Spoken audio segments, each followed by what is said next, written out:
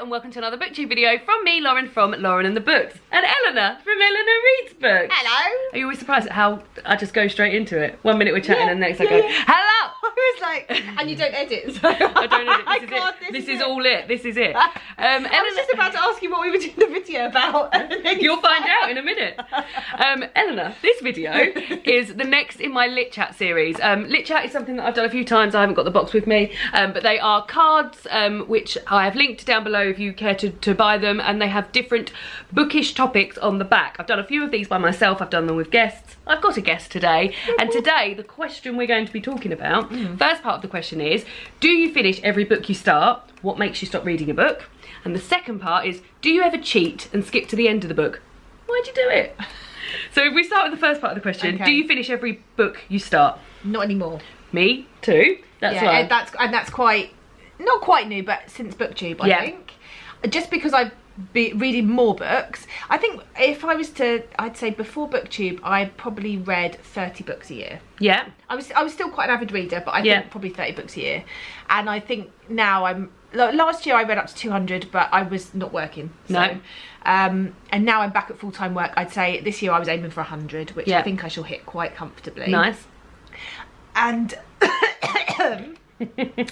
and I think because I'm reading a lot of different genres, and I'm reading a lot more books that are either sent for review or books that I found recommended from other people, I've just realised that life is too short. There's too many books out there. Absolutely. And if I'm not enjoying something, why am I slogging my way through it in the hope that I'm gonna there's gonna be is it worth reading a 600-page book and finding in the last 100 pages, oh wow, that's amazing, is it worth to have 400 pages of 80% of 100 pages of genius? In my opinion, no. But when I have spoken to other people about that, they say, no, we have to finish it because I need to know if the end is good. But now, so another thing I've done as well is that I'm much better at picking books that I know that I will like. So the books that I DNF, and I will be doing a video about the books that I'm DNFing this year because I haven't been including them in my wrap-ups. They're books that I'm reading for book club that other people have picked and things like that.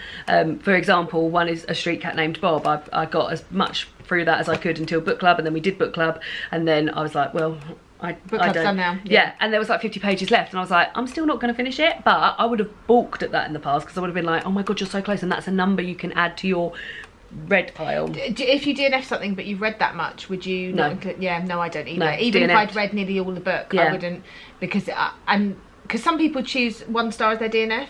That goes back to rating stuff. But 1 star for me is shit, but not DNF. I don't include it on my Goodreads. I've got the Excel spreadsheet that Sophie from Portal in the Pages does, and I grey it out on the spreadsheet. So I've got it on there that I've read it, but I started it, but I've greyed it out because I didn't finish it. And then it doesn't count to you. It doesn't count towards my tally. Oh, that's interesting. So and then the second part of that was, what makes you stop reading a book?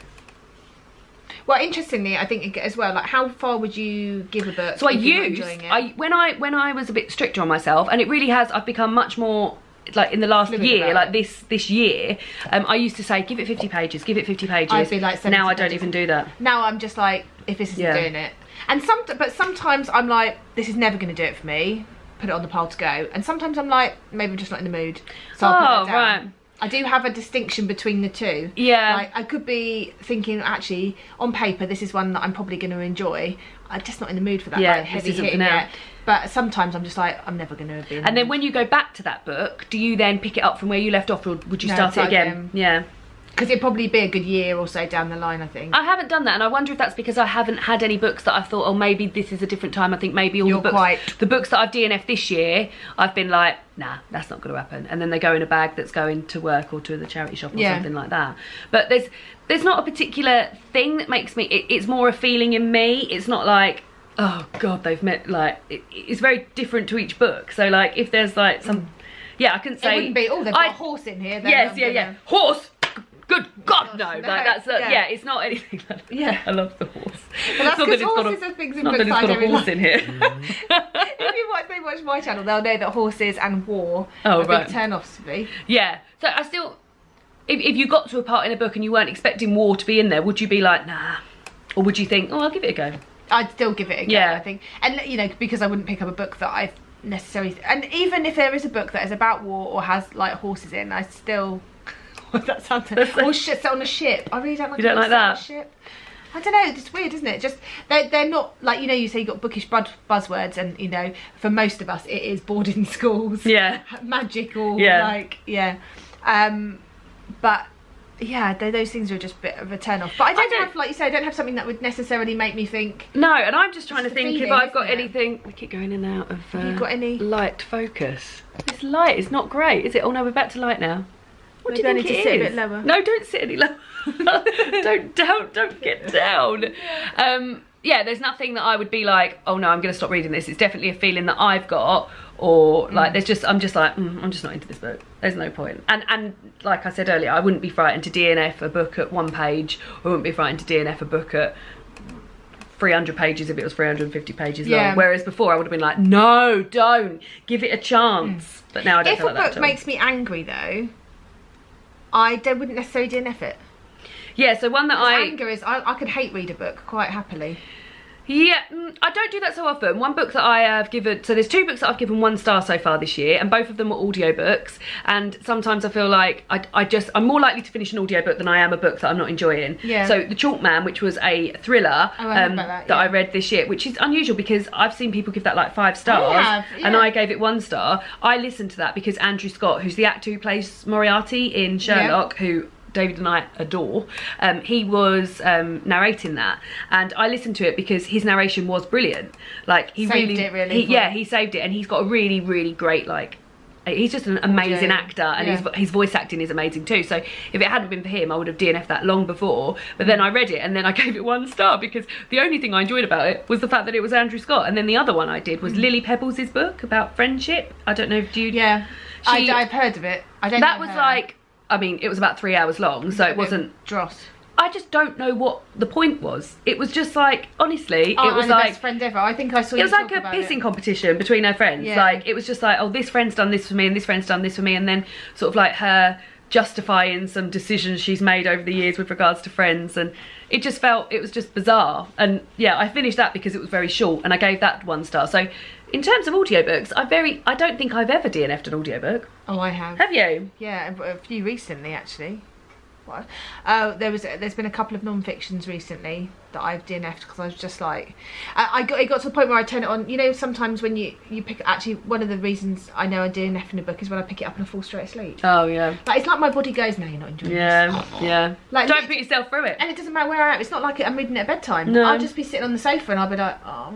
It's like my body's going, you really don't like this. Let's do something else. Don't do it. Do something else.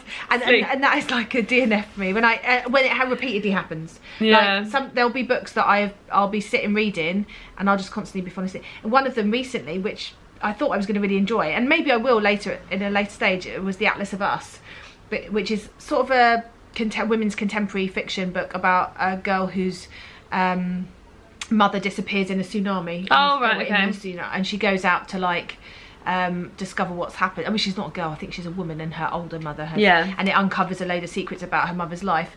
But every time I tried to pick it up, I kept falling asleep, and I just thought, it's been a week now and I've not read anything. Like, no. So then I just would DNF. Yeah. Do you have like a physical reaction to DNF, or is it literally just... I'm just like... are you like a book avoider if you're not enjoying it? Would you just be like, oh, I'll do something else? Or it's no, the book. Before I would like put it off, but now I'm like, that's it. I've had enough of you. See you later. Move on to the next one. You're quite decisive. Got so much good shit to read, haven't you? There's so much good shit out there. Stop wasting time there. Man. The second part of this question, which I think is going to be quite a simple answer for both of us, is: do you ever cheat and skip to the end of the book? Hell no. Why do you do it? I have never done that. No, why? The only thing I've ever done, and I can't even remember what book it was, but I was flicking through it to see how many pages I had left, and it was a book that didn't have many words. Oh, I know which book it was. This is a spoiler. For One by Sarah Crossan, if you've read it. So go away for a minute. I'll do hands to come back. So One is about conjoined twins. Have you read? You DNF'd it, did you? She wasn't for me, but I've got Moonrise to try it, and I think that might be more along my lines. So it's about conjoined twins, and they have to be separated due to health reasons, and one of the twins doesn't make it. And I was flipping through because there's not much words on the page, so I was seeing how much more I actually had to read, and then one of them was like entitled like After Tippy or After Grace, I can't remember who it was. And I was like, oh, well, I've ruined that for myself. But I feel like that's the only time... You can come back now. That's the only time that's ever happened. Yeah, I don't. And even if I DNF a book, I know that some people would say, "Oh, I'm DNFing," but I'll read the last page just to see. Oh right. No, I don't do that. But if it's a book club book, I will still say like, "Oh, so what happened?" So I'll find out what happened. I don't mind someone telling me, but I'm just, yeah. Why would you? Because the last page also isn't like, that's not the conclusion of the book. Like that could have happened. Like you're not going to get all the information in the last page of the book. Yeah. Yeah, it could have been a chapter before, and this is an epilogue, or well, like. It could be flitting back and forward. Absolutely, could be anything. But no, I've never done that, and I've never felt the need to do that. I think the only time I might have done it, there might have been once, is I don't read horror books. I don't like being scared. I don't watch horror films. No, I don't either. Thriller, okay. Funnily enough, most people say that they find things that are realistic and could happen in real life more scary. I don't. So things like It. Yeah. No, thank you. No, me neither. And we read Hex last year, a couple of us. Somebody Lindhouse, and it's set in a small town where a witch was, or a presumed witch was burnt years and years, but like a century before, and they'd sewn her mouth shut and her eyes shut, and now she sort of haunts the town, and if you leave for too long you die, and you're stuck in this town, and she could appear like by your bedside, like, and people just have learnt to have to get on with it. And then at one point in the book, the young kids in the town like cut the stitches off and all this. Anyway, I read. This does not sound like. I read the last page in that because I was so fucking scared. Yeah. You wanted to. I just wanted to and I do that with if I ever do watch like a slightly scary film. I don't generally, but like even things like Jaws. Yeah. I either turn the sound off. Yeah. Because I think that's less scary, or I skip to the end, check that everyone's all right, and then go.